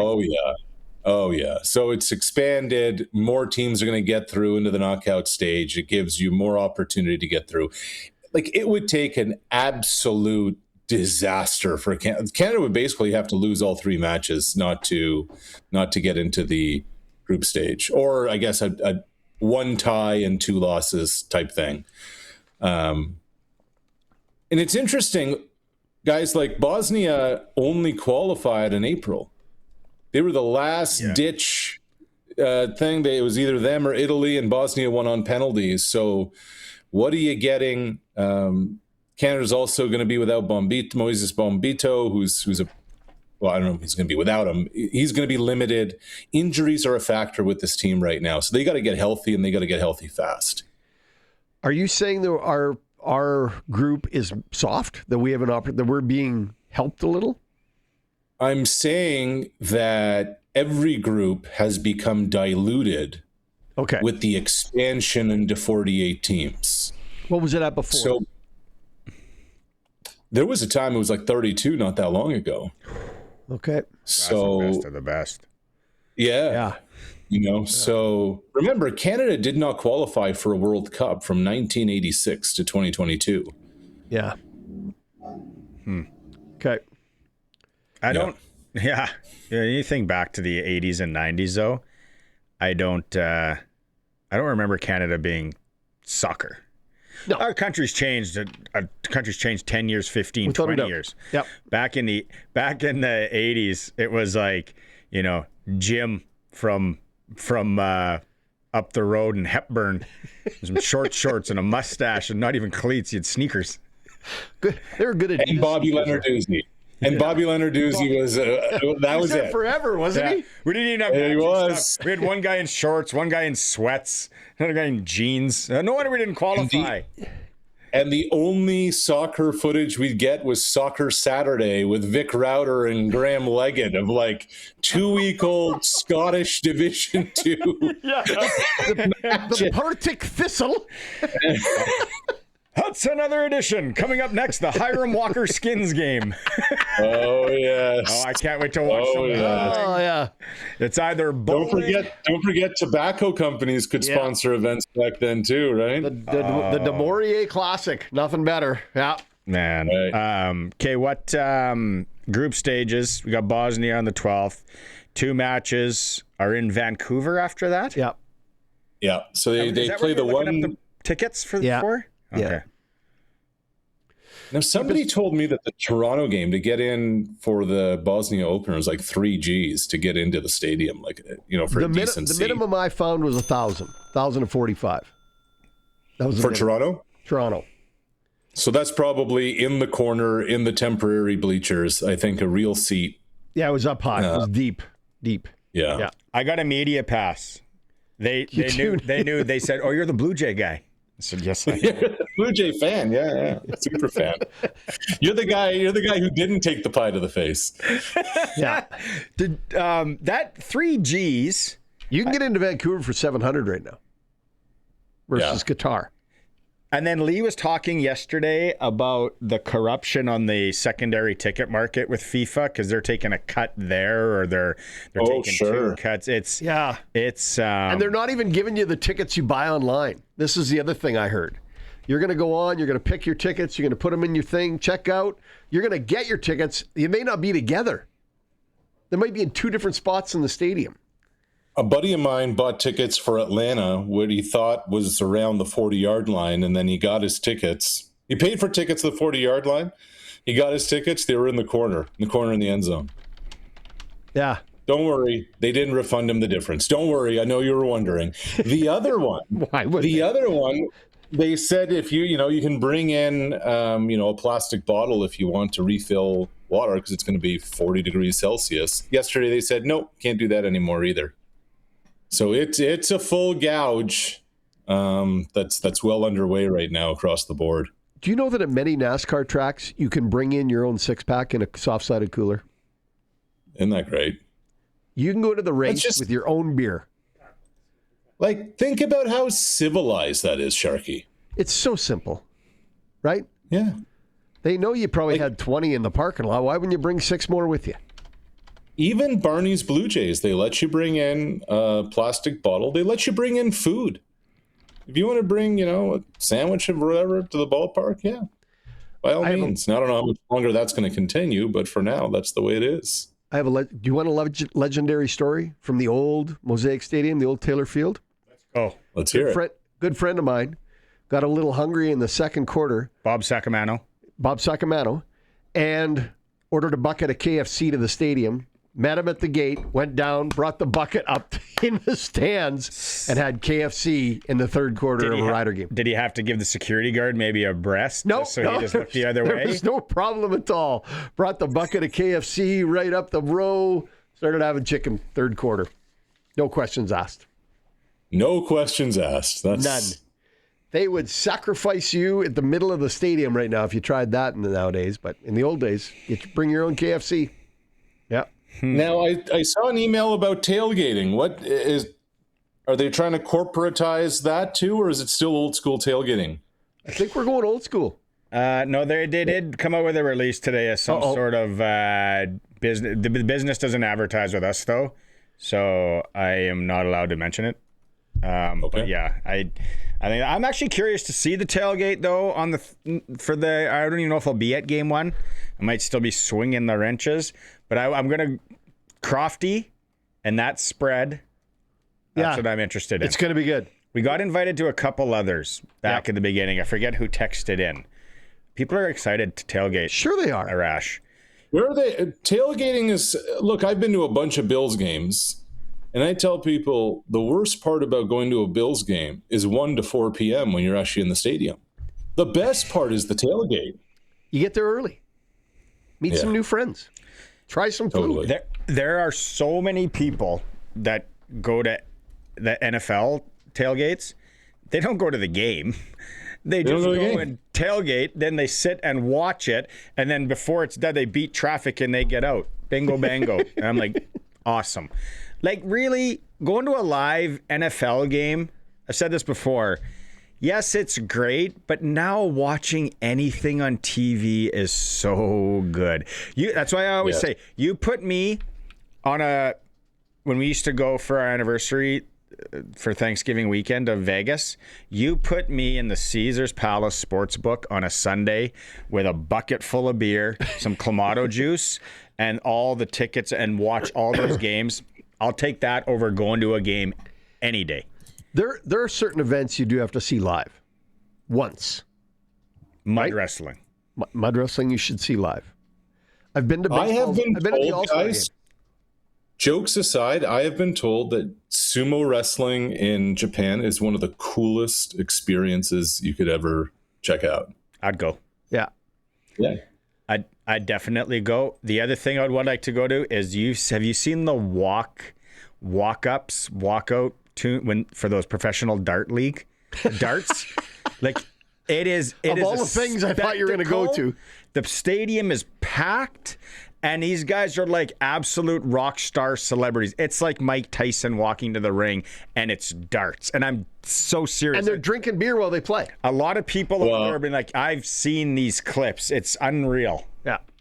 And I bet I bet the tobacco companies can still advertise on darts over on those.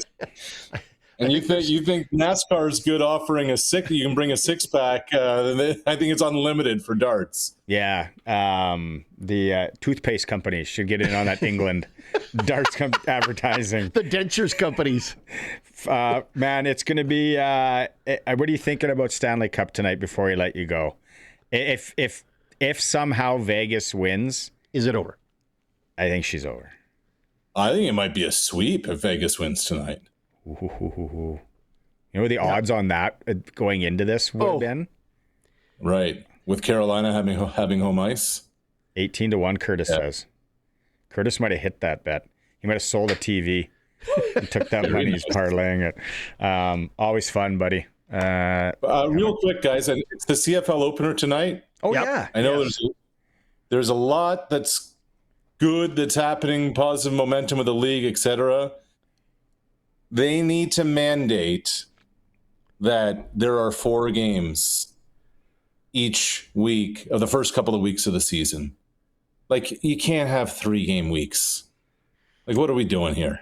They need to get some of the $1.1 billion that went to FIFA if they're going to get held up like this for that organization. If you're not with us tomorrow, we're pointing the finger at FIFA. You've really gone after FIFA today. I am. I'm going after FIFA all the time. These are like thieves wearing a jacket and tie. Thieves with a briefcase. Arash, you know what? I agree with you wholeheartedly, and I think double header day 1. Yeah. An East game, a West game. Give people what. Now, mind you, they didn't know that it'd be game 2 of the Stanley Cup Final tonight, so that kind of. But it's it's Hamilton and Montreal, so that's not. Imagine if the Habs would have made it through. Oh boy. They'd ask for a reschedule. They would have. They might have. They would have. Yeah, we'll play Tuesday at 10 a.m. Or we play this one in Hamilton, and then later in the year we'll play it back in Montreal. Yeah. They would have had to. Did you give us your prediction, your Grey Cup prediction for the year? Have we asked that yet?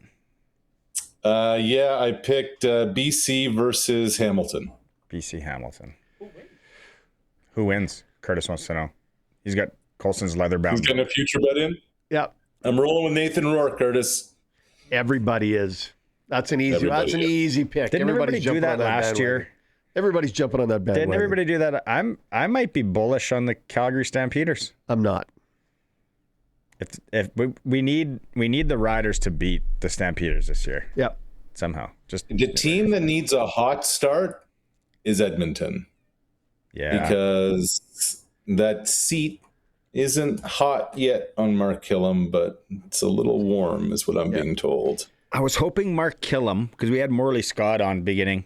We talked it. I was hoping Mark Killam would have come this year with a new hairstyle. He's been rocking that side part since the early 2000s. And sometimes you got to change things up. That's not a concern for me. Well, you have one option, man.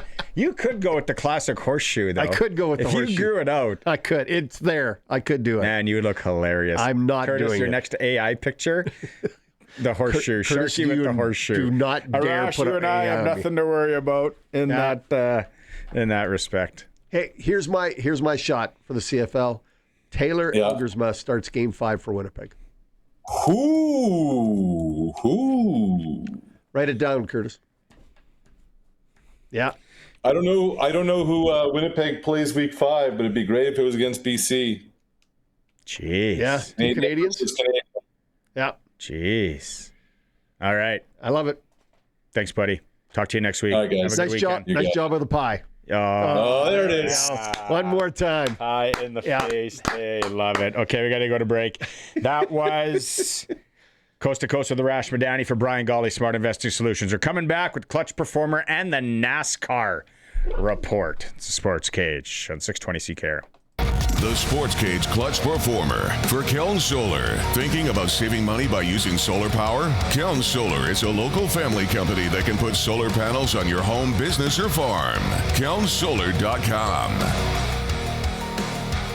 Sharky, lead us off. Clutch Performer. You know what? Clutch Performer is a Regina guy. Plays at Point University, but Brady Bye, who's a catcher for the Regina Red Sox, off to a heck of a start. I think he's already got 3 home runs.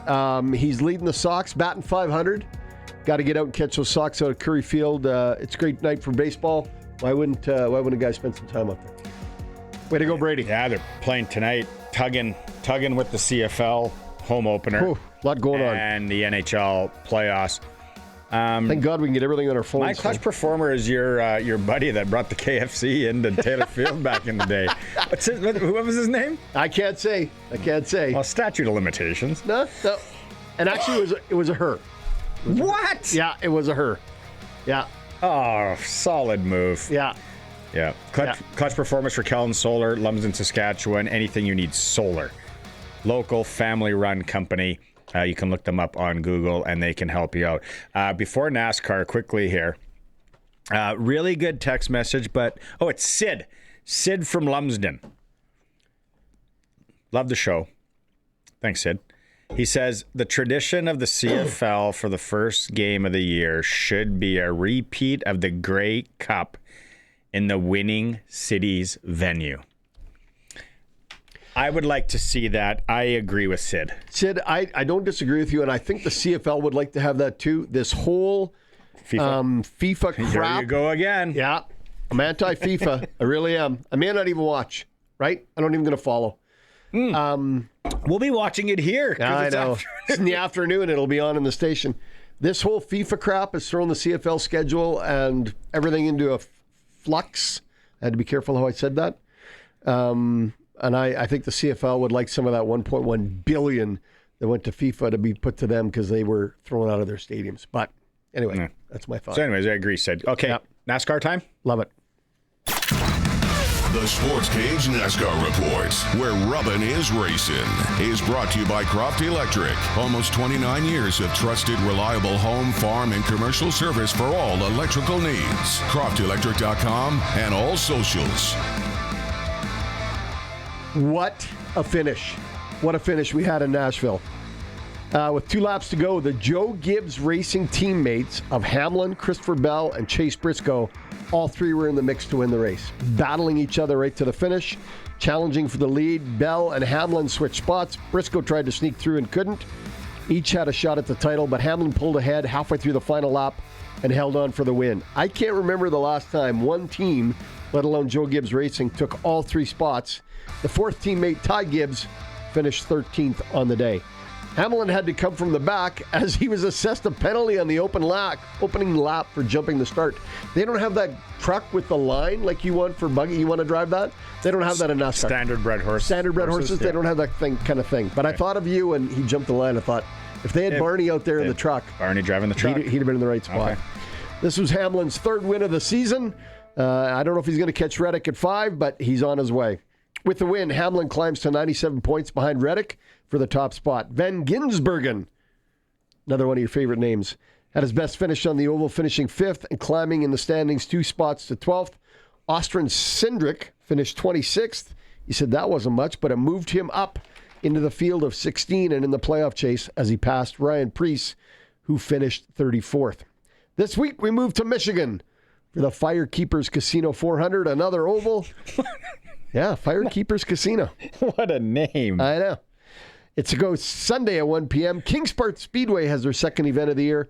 They're going Saturday at 2 p.m. 2 days of racing. It's going to be a ton of fun out there. Thanks, Crofty. Thanks, Crofter Electric. Croft Electric, find them online, Southern Saskatchewan. Follow them on all the socials when you think of electrical and you need some work done. Croft Electric. You know, on this day, Go ahead. sports history, in 2008, so 2008 doesn't seem that long ago, but actually it kind of is 18 years now. Stanley Cup Final, Civic Center, Pittsburgh, Pennsylvania. Detroit defeats Pittsburgh 3-2 for a 4-2 series win. Red Wings' 11th championship. That was 2008. Did Yzerman play? That would have been his last. Didn't he quit? Is that the game that he played with like a no knee? Wasn't that the end? Did he play after that? You could look that up. I'm going to have to. When was Steve Yzerman's? Steve Colson used to be really fast on this stuff. Yeah, when we missed him. was Steve Yzerman's last game? Why is my mic not working? FIFA. Why am I being May 1st, 2006. So he wasn't even in the lineup for that 2008. He was gone. That was like Zetterberg, Datsuk, those guys against Crosby. And then, wasn't it Marian Hossa that got traded? And then he just couldn't win. Couldn't win. And then ended up winning in Chicago. Won in Chicago. Yeah. I think he went from Detroit to Pittsburgh. Exactly. And then from Pittsburgh, he ended up in Chicago. Yeah. Yeah. In 2008 already. Got some other predictions. A lot of people saying Saskatchewan, Hamilton, or a few people. Saskatchewan, Hamilton, Grey Cup. I like Hamilton out of the East. I do. I really like Hamilton. I want to see, before it's done, a West team. A Saskatchewan, Winnipeg Grey Cup. Why Winnipeg? No, well, just two West teams. Winnipeg's old. It could be Saskatchewan and BC in Calgary. No, but I don't think Saskatchewan or BC will cross over. Yeah, although can't say never. Calgary is going to be in the mixer. Edmonton, Winnipeg, and you never know. The thing about any sport, football, for sure, that one injury derails things in a hurry. Yeah, and it could be at any position. I'm talking quarterback. But quarterback for sure. Like what team, and this is a question for Luke tomorrow, if he wants to go into the weeds. Okay. Or Farhan Lalji. What team, if they lose their starting quarterback, is in the best position? And I'm not jock sniffer. Like, I can't tell you every single neither could I. in the league. I would probably say Ottawa. Ottawa is probably in the best position if they lose their starting QB, because like Jake Mayer and Drew Brown, they're about But they're kind of both like 5-cent commons. So I don't think they're still in the best position if your starting QB goes down. Starter is great enough, and is that offensive line going to be able to protect them there? You could say the same thing about Toronto if Chad Kelly and Arbuckle are there. But again, what's the rest of Toronto like? Can that supporting cast help those two? After that, out west, I think literally Winnipeg has got the best second quarterback. You're going to get an Elgersma jersey? At some point. I'm in the fan club. I am. Yeah. I'll be in the fan club. Elgersma for sure is in the mix. And I think the Riders are there. You know you don't. I do. You think Jack Cohn, you're just super confident in him going in. Don't three lie to my face. All three of them. I don't say one of them. It's real bullets now. I know. It's for real. I don't think Calgary's got any hope of I'm not going to sit here and lie and say I'm confident with our second string and our backup quarterback if T-Mobile goes down, knock on wood. I'm not going to lie. I'm telling you, I'm not confident. I think every team. Let's go to the I formation and run the ball. And run it again. We're going to the wishbone. And run it again. We're going to the wishbone. Tommy Stevens, let's go. Student body left, student body right. Like, every team feels bad when their starting QB goes down. Like even like last year when BC kind of came and it was battle of the backups, Jake Mayer versus Masoli with BC. BC's a very different looking team without Nathan Rourke at the helm. Without a doubt. We are speaking just such obvious things, though. Like it's. I'm trying to like. Who's the backup in Edmonton now? Taylor Powell. You're good at this game. Yeah, it's a God-given thing. You just know you're back. Like Taylor Powell's that's actually a good point. That's right. Taylor Powell's not bad. He's really good. Like there was a point in time where Taylor Powell was QB1 over Bo Levi Mitchell in Hamilton. Like they were going to go with him, and then. Okay. Yeah. I'm buying more of that stock than the Ottawa. Maybe Who's behind Bo Levi? It's Trey Ford, and then there's someone else, but I think Trey Ford's looking at QB3 at the moment, is what I heard. And then we still have terrible Terry Wilson, who just packed up and midnight moved out of Winnipeg. We got McLeod Bethel Thompson, MVP. He's not playing. He's waiting. He's down slinging it at some community park. And wherever playing he's catch from. with the kids. Yeah. He's taking in Hamilton. It's Jake Dolagala. Spent a little bit of time here with the Riders. Yeah. And 23. Yeah, I liked him. I wish better for him. Yeah, just liked him as a human. Well, I thought I thought the raw material was there, but didn't work out. He was tall guy. If you've ever seen him, he's a lanky fellow. I remember when I bought He's 6'7". I remember when I bought so much stock on Shea Patterson. Oh, I never did. I thought he was going to be. We are in good hands for a long time. He's Montreal's backup, isn't he? Yeah, I think he got. He was a bad interview. Anytime you ever heard him, like him comment, like he was like kind of shy and standoffish, and talking wasn't his strength. That's obviously in this position. I like guys that have some personality, that want to have some fun, like Tommy Stevens.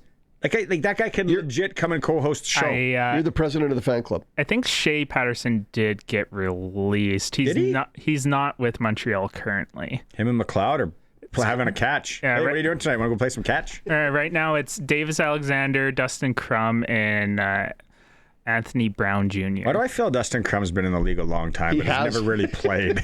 He has been in the league. What are you talking about? Last year there was the Crum back. Do you remember that with Ottawa? Yeah. Him and Brownie. He just put Ottawa on his shoulders and was like running the ball. He was like running around like a chicken with his head cut off. Maybe Powell then, eh? Maybe Edmonton's in it, because I can't see. I'm not going to do anything to piss off Rider fans here, but I can't see Fajardo lasting the season. I can't see Caleros lasting. Well, you think it's 5 games. Yeah. The only thing in Edmonton too, maybe we're not talking about. You got Justin Rankin. The Rankin family back there running the ball. Hey, sweet darling. Man, that was a bad song. That was a bad song. I like CanCon. It's like, I remember working radio being like, I'm going to go bang my head against the concrete wall. I'll be back after this. If Rankin could lead that team in so many ways. Yeah, he's a weapon in so many ways. Great back. Yeah. I just don't, what do they got around him? Well, they went out and got some line. They went out and got some bodies to block for him, so he'll be impressive. I think Powell in Edmonton's okay. Crum in Montreal's okay. BC, what did I look up? There was 3 guys that I don't even know their real names. What do we got here? Chase Bryce and Caden Salter. That was a bad laugh by me, by the way. Yeah, but anyway, who's Jeff and Weyburn. What? Oil and gas show. Yep. It's been busy down there. Winnipeg or Saskatchewan as best backups, ? They may both have great potential, but not this early in their careers. Give Sharky a white suit because that's a garbage take. He's making reference to the Glad Man. Yeah, okay. That's pretty bold. Can we get sprinkle of the day? If I had a feeling he'd heard it. No. No sprinkle of the day? We can't. Colson would let us do sprinkle of the day right now. Man, I miss Colson. You can. We'll go to break. We'll come back. I'm done with you guys, man. We'll be right back. It's time for the Sports Ticker, brought to you by Extreme Hockey and Sport is the home of the price match guarantee. 1425 McIntyre Street, the Cooperator Center, Moose Jaw Temple Garden Center, and online at extremehockey.net. Canadian Football League starts tonight. The matchup everybody wanted. Montreal at Hamilton. 5:30 is kickoff. Cats are a slight underdog at home in that one. Game 2 of the National Hockey League Championship Final, known as the Stanley Cup. Canes, the fave on Sports Select, 195 to win in regulation. Vegas is 270. Over under 5.5 again. Western Canadian Baseball League, Medicine Hat taking on Regina. 7:05 at Curry. Moose Jaws in Saskatoon. Weyburn at Swift Current. Major League Baseball starts at 5:15. Atlanta hosting the Blue Jays. Sports Ticker for Extreme Hockey and Sport, where right now it's goalie days on. You want to get your goalie fitted? There were some people in there today that I saw from out of town getting fitted. Now is the time. Great deals down at Extreme Hockey and Sport. 60% off select goalie gear. Expert fittings, like I said, and any goalie purchase, you get a chance to win a goalie stick. Extreme Hockey and Sport, they're local. They support local. Under new management, 3 locations, although the Cooperator Center is down for June, so visit them at McIntyre Street or the new one, Temple Garden Center in Moose Jaw. We'll be back in hour 3. We're going to talk flag football, and Glen Suitor is going to join. It's a Sports Cage. We'll be back. Welcome back to the Sports Cage. On this Thursday, Access Communications is our sponsor. When Sharky is here, he is brought to you by Flooring Superstore, Trent Dickin and their team, 20 years of service on Park Street. If you missed any of it, go back and listen in podcast form for Freeze Tallman Lumber. Elks preview with Morley Scott off the start. We're going to play that again for you in the back half here. Some CFL football before we get into the game this evening. Riley Armstrong, Director of Player Development from the Philadelphia Flyers. Colby Armstrong's brother, but Riley's doing great things in Philly. A real fun interview there. We do talk a lot of hockey. Arash Madani, he did pie in the face. He lived up to his half of the bet that he lost. Paid up his bet, I guess. And yes. Pie in the face. We also had Sprinkle. We haven't done Sprinkle of the Day yet. That's coming up. Glen Suitor's coming up. And more. But let's go out on the line right now. We missed it before the top of the hour, but he's still there. They're sizzling over at Flowing Springs Golf Course. Brian Raymond joins us. We got another nice night here, Brian. The wind has settled down. People out there, I can hear it's busy in the background. Absolutely, and we're basking in the quiet of no wind. It's been the last couple of days have been fantastic. A little bit damp at times, but it's been great with no wind. I mean, golfers will golf in anything as long as it's not windy. I talked to a guy talked to a couple the other day. They went out and played it, and they said it is in unreal shape right now. Go through the specials. People that are listening that want to come and book maybe tomorrow, the weekend, or into next week, Brian. Yeah, we're taking bookings. We book a week in advance just so that folks know. And every day after 3 o'clock, it's only $40.50 to play. After 6 o'clock, it's our famous twilight rate, $23.50. Mondays and Wednesdays, if you're a lady or a senior over 60, $42. We also have a 9-hole rate. We have a youth rate. Lots of reasons to come out here. And right now, if you come out and pay for a green fee, we give you a $25 gift certificate towards one of our wonderful pair of Skechers shoes. They are so comfortable. It's amazing. And it's just a great place to come out and play golf. And you're right, it's in great shape. It's very, very green out here. It's fantastic for sure. Get out there and looking at the forecast too. Looks like some good golf weather coming up. Before we let you go, what do you think tonight? Vegas wins. She's all over. Some people are saying sweep. You know what? I think Carolina's going to be heard from again. I give them tonight's game, and I think this is going to be a long series, especially if they win tonight. If they don't win tonight, going back to Vegas, things might get a little dicey. If Carolina doesn't win tonight, they're in big trouble. They're in deep. It's tough to come back from 2-0 when you start at home. Yeah, exactly. All right. Get out there, golf. Best value in the province. Great driving range as well. Book online, or they can give you a call, right, Bri? Yep, absolutely. Give us a call at 306-543-5050, and you can book online at flowingspringsgolf.com. There we go. Brian Raymond, Flowing Springs Golf Course. Get out. Best value in the province if you want to golf. And yeah, it is in fantastic shape. Are we going to go out there and play it this year? You and I have played golf anyway. Does Crofty play golf? No, he was once a year. Who could we bring for a 3 and a 4? Curtis, do you golf? Curtis doesn't golf. Colson doesn't golf. Colson's going to be busy. Colson's busy. I'm sure we'll find. Maybe we'll find 2 listeners. Yeah. Brian Gawley? Does he play golf? I don't know. Brian Gawley come out? Does Luke golf? I don't think Luke golfs. Luke golfs a lot. There's one of our guys. Okay. Luke likes to go. I've never golfed with Luke as well. Curtis, direct us here. What are we going to do? What do we got? We got both of them? Okay. So let's go at Western Pizza guest hotline as we wait for Glen Suitor. We hope he's okay to join us for his regular feature here on Maybe he ran into the bear. Press coverage. Don't say that. It's scary. Joining us on the Western Pizza guest hotline right now, Cole Wilchynski. He is the coach of the U of R women's flag team. Cole, thanks for making some time today. Well, thank you very much for having me out, you guys. It's really exciting times for flag football, not just in Saskatchewan, but in the Canada and the world. So it's awesome. Yeah. Thank you. So it comes out the other day, and I don't know how much you know about it, but it looks like U Sport and the university ranks in Canada is going to kind of jump into this thing for women's flag football. What do you know any more than we know from what we've read online?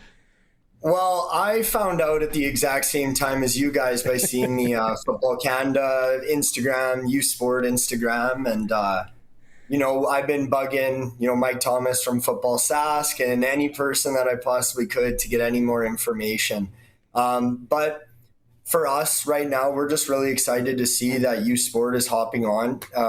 Football Canada has been running the event, or a national championship event, for 5 years now, and that was great to see that kind of step in the right direction. But to see that U Sport is now hoping to adopt it and to, take us through a pilot program and hopefully get us up to the varsity ranks, everything is kind of, happening at the right time. So where are you going to find players? Like, don't misunderstand me. Where does that start for you as you go and look for players to recruit for this team? Well, for us right now, we kind of luck out. Regina, Saskatchewan, Saskatoon, we have been very fortunate to always be very competitive in the flag football space. When we go to the U16, U18, U19 nationals, we're always in the mix of a top 3 team. So we've been very lucky to produce a lot of really good homegrown athletes. Now, to answer your question, when we're starting to look outside of Saskatchewan, the development of elite female flag football is slowly building around us. Alberta and Manitoba, they have programs in place, but they've never really competed at the collegiate level at any of our events, so they don't necessarily have that. I don't want to talk poorly about their programming or anything. Manitoba, you're allowed to. Yeah, you're allowed to speak poorly about Manitoba. We endorse that. Yeah. But they're coming in the right directions, like definitely with the female side, there's a young girl, Maya Hansen, who just made Team Canada, who's been an absolute stud. And she actually played with our group of younger girls that ended up representing Team Canada a couple of years ago. So we had a group of SAS girls, and she was one of the girls that they recruited over to come play with them. And she's making a splash. And, there's always a handful of girls to find around us. Now, the hotbed of flag is Quebec. Quebec is, I would say, they're probably 5 to 10 years ahead of us in terms of what they are producing, the competition that they have. We're slowly trying to catch up, obviously, size of province and just how accessible it is for them to get around and compete is obviously in their favor. And we're slowly trying to build up to that. But yeah, we hope that we can kind of continue the pipeline of girls that are local to continue hopefully elevating them up into the roles of being a part of the university programs. Go ahead. So what does this look like from a competition standpoint? Are you talking about a tournament each weekend in a various city within Canada He West? has no idea. Yeah, I'm just what would you like to see? Yeah, I don't know. I can tell you what I want. Yeah, what's been announced? Well, one of the things that I'm curious about is what Football Canada will do, and U Sport will do in regard to when the season is in the first place. So out in Quebec and Ontario, they do stuff in the fall, but then the Football Canada National Championship was always at the start of May. So then there would be this odd off season for them to kind of build and do different tournaments and stuff. And what we have done in the past is that we make our team in November. We participate in our adult flag football league. We went to a Saskatoon senior women's tournament. We try to bring in teams to come and compete, and then we go to the national championship for the past 5 years. So to see what direction that they are going to go or want to put this season, quote unquote, in is interesting. Now, ideally, I believe if they can put in some type of tournament circuit out in McCann West, so say Alberta hosts one, we host one, Manitoba hosts one, and then BC hosts one when they get their programs running. And then hopefully we can do a once a month stop kind of across the way, whether it be February in Manitoba, March in Saskatchewan. Whoa! Who wants to go to Manitoba or Saskatchewan in February? Where are you playing in Manitoba? Let's go to UBC in February. Okay, fair. Yeah. But hopefully we can fork over enough money to get an indoor facility would be ideal. Oh, yeah. But that's another issue that just kind of makes a lot of problems for teams having that national championship in May. Is how do you afford indoor space to train, to practice? Yeah. In Regina, it's pretty limited. We have the soccer center, we have the Den, but you can't really have games in there. We have RSPC, an unbelievable training facility, but you can't host a game in there. Yeah. So we're really limited to those opportunities. Like even our games, like we play in the Adult Flag Football League through the winter. Well, we're playing Sunday nights at 9:30, 10:30, or 11:30 p.m. Just to get some field time. So we'll see if they turn and want to put it into the fall. That obviously makes a lot of people's lives easier. But now you're kind of training in the off season and in the summer, and then that's hard to get girls from other communities to come over. Or they keep it status quo and they create a tournament circuit that kind of works through the winters, and you kind of earn your bid to that national championship. So we'll see. It's gonna be really interesting where this goes, and it's still so fresh. And obviously, you're excited, and I'm sure there's a lot of girls. As a dad of a female who loves playing competitive and just starting to get into competitive, I love it because it's growing in the States as well, right? Yeah. It's only a matter of time where Alabama is not going to want to lose in flag football, and there's going to be Scullies and all that. So yeah, this is just great stuff. Well, we'll have to bring you back on, Cole, and you find out any information, you let us know, because this is we like to call ourselves the home of flag football here as well, the SportsCage. But I appreciate you doing this today and kind of shedding some light on everything. And yeah, it's a very exciting time for you guys. Yeah, thank you guys very much. I hope that soon I can come with some more information, and hopefully we can start to map out what that looks like and continue to recruit those girls. So that's right. All right, Cole. Have a great night. There he is. He's the coach of the women's flag team at the U of R currently, and I just think everything about that is going to be awesome. However it shakes down, is still very new. It is new. Speak. Yeah. So we'll go that. We'll go to break, and then I think we're got Suitor now. Suits will be in. We'll chat about this. We'll chat about some CFL and a whole lot more. It's a SportsCage on the home of flag football in Saskatchewan. 620 CKRM. Time now for press coverage with CFL and Saskatchewan Rough Rider legend Glen Suitor on the SportsCage. Brought to you by Freeze Tallman Lumber. Locally owned, family grown, rooted in our community for 70 years in Regina and Fort Capel.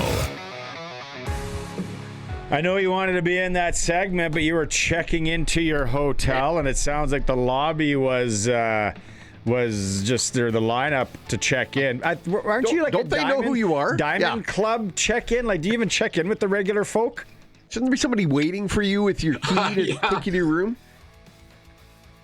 one of the toughest things that when they do know you, and a lot of the Calgary Weston is where we stay when we're in Calgary, and I've heard that people aren't traveling. They're traveling to Calgary because that lobby was packed full, and but it's the worst thing in the world when one of the staff comes up and says, "Hey, Glenn, Mr. Suitor, do you want to come up and I just can't walk past 25 people to go right up front unless there's some sort of airport, line. Like I'll do that in the airport, but not in a hotel where people. Man, I can't do it. I just go, 10 wait, 15 people I can. 25. That's good. It's not a great look. Yeah, we'll see how this goes because your internet at the Westin Calgary, or you must be on the high floors. It doesn't seem Sue Curtis is going to give us the nod. But anyway, I know you wanted to be on for that segment because it's exciting. No one really knows, unless you have some inside info on how it's going to pan out. But women's flag football in U Sport just makes sense. Well, it was just a matter of time. It really was. I mean, this sport is exploding, which is why many times, guys, I've said that I really hope that our network, the network that I work for, will get behind it from a television perspective, and we can start to even create and develop the friendlies. That now it can be university friendlies across the country. It could be international friendlies where you're playing Mexico, the U.S., and Europe. So all of these events, I believe, now this is just personal opinion, but I believe would be great TV sports. I mean, you're seeing football, you're seeing athleticism, you're seeing great throwing and catching. And it's such a fast-paced, high-scoring game, as you guys know. So it seems to me to be built for television. The one thing I just caught the tail end of that interview you guys were doing. You ask about the scholarship angle and how quickly they think that flag football at university could be a scholarship sport. I didn't. When we were texting, I kind of alluded that nothing's been released. There seems like everybody's kind of in the dark a bit on, and I'm suspect there'll be some big briefing in the near future here. So then we'll bring them back on and we'll be able to answer a lot of those questions. But yeah, you just hope, and you hope that the U of R jumps in just with flag football and how we are in Saskatchewan. You hope the U of S instant rivalry. There'll be some schools that won't do it. There will. Yeah.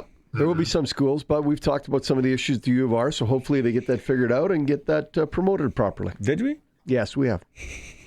No. And you know what? Yeah. And the other thing about TV in the game, it's where that tournament format works really well because we're talking 50-minute games. Yeah. Like the games in flag are quick. And I know some people they're like, what? Well, then just extend the game. It's not how it's played. It's part of the sport.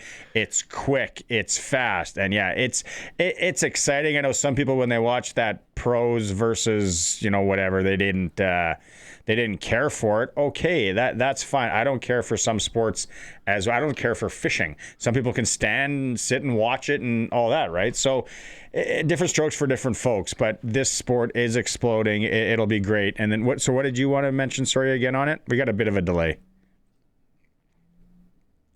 Yeah, no problem. Yeah, sorry about this internet connection. I am in one of the top floors, actually. But no, I was, when it comes to those who thought they weren't, they didn't like the TV of flag football in that tournament with Tom Brady and those guys, I think people initially are going to try and compare it. They're going to look at it and say, I love tackle football and I'm an NFL or a CFL or both fan. And now they're asking me to watch this form of football and they're trying to compare it and they're missing the aggression and the physicality. And I think you got to approach it as just a fresh new look, fast-paced, scoring on every series, great athleticism. I'm reluctant to say basketball on turf, but it's sort of like that without the hoop. I mean, you're moving the ball quickly. You more than one guy can touch or girl can touch it after the snap. So you're lateraling and you can have 2 or 3 quarterbacks. There's a lot of strategy involved, and as I said, like high scoring. So I think it's going to be an excellent TV sport, and when thousands and thousands of people are tied into it as either playing, their kids are playing, Barney, I'm thinking of you, and you're coaching them and you're coaching your kids, and the thousands, and it gets up into 300,000-400,000 kids across the country. Well, there's going to be automatic ratings. I mean, they're going to want to watch the sport. I was hard on a kid a couple of weeks ago. Not like hard, but like I was like, no, I said, you can't pout. I said, this is where we need you. This is where the team needs you right now. I said, so no pouting. Then he started crying. And I was like, there's no crying in football. And I said, the other coach went over and did. I'm like, I'm not good with the crying thing. I'm like, I grew up in a different era. But then he called me a prick at school to my daughter. I'm like, yes, chuck it up on the big board. I can play that role. I'm fine with that. Let's talk CFL football because we don't have that much time because you wouldn't butt in front of the line and get checked in faster. Yeah. But it starts tonight. Really intriguing matchup. And we've had a bunch of text messages here on the Prairie Land Rentals text line. And I think we all would have loved a rematch in Sasky. Banner comes down. Let's go. The champs are playing. It's a rematch, but it's not how it works out. The Riders are off for a few weeks, but we got Hamilton, Montreal today. What intrigues you about this one? What are you watching? Well, I want to see if this injury situation with Davis Alexander becomes chronic, and is it going to be something that nags him for some time? I mean, he played a little bit in the preseason and hurt his knee again. And, because of his style and the way he likes to create with his legs, I just, I hope he's been instructed, like in our game tomorrow night, Winnipeg and Calgary, I was on a Zoom with Vernon Adams, and I basically said to Vernon, please don't be careful. You can't be careful, but please be smart when you run the ball.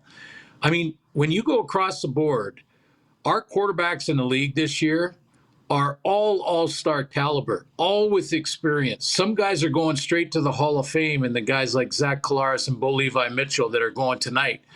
So that's one thing. I can't wait to see the Bo and Kenny Lawler connection get going. I think Hamilton will have a very good team. But you have to, when you play against Montreal, it's going to stay the same as long as Noel Thorpe is their defensive coordinator.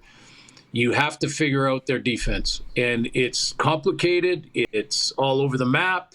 It's unconventional. And even veteran quarterbacks sometimes get fooled. So those are the kind of things I'll be watching in this one tonight.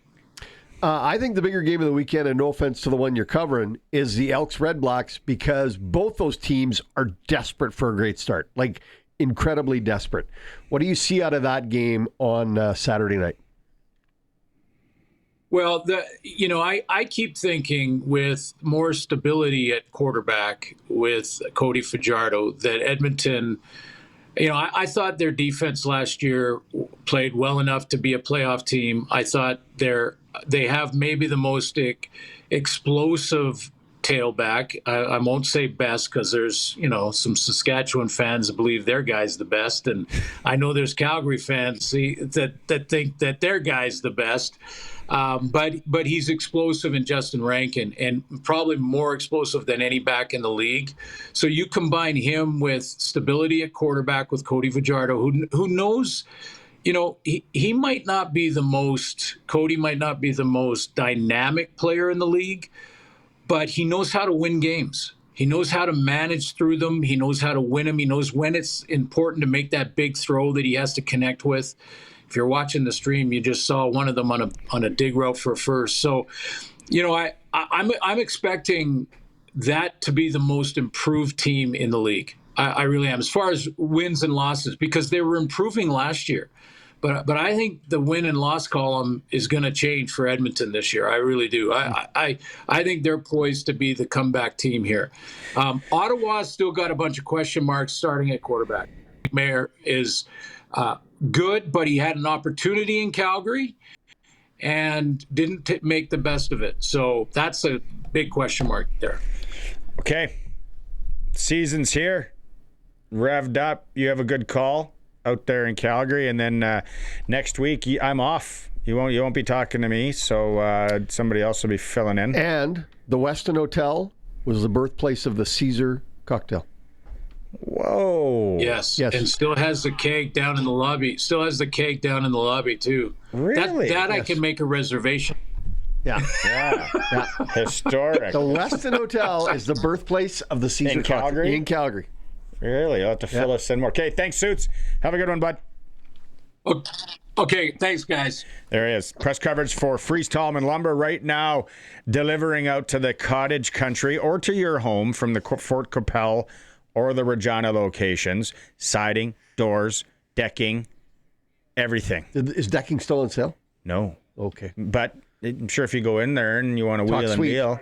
Yeah. If you want different colors and stuff, you never know. Yeah. Freeze Tallman in Regina and Fort Capel, sponsor of press coverage. We'll go to break. It's the Sports Cage, streaming on our YouTube channel, sportscage.com. It's time for the Sports Ticker, brought to you by Steelcraft Doors Regina, made in Western Canada for Western Canadians. CFL season starting tonight in the Hammer. Hamilton home to Montreal, 5:30 kick. So right away, Game 2, Stanley Cup in Carolina. Canes are the favorite, of course, on the Sports Select. We're going to get to that in a bit.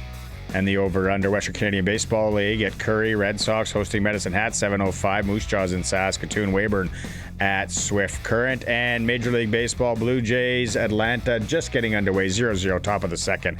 SportsCage.com poll today. Who will win the CFL's East Division? Vote. SportsCage.com.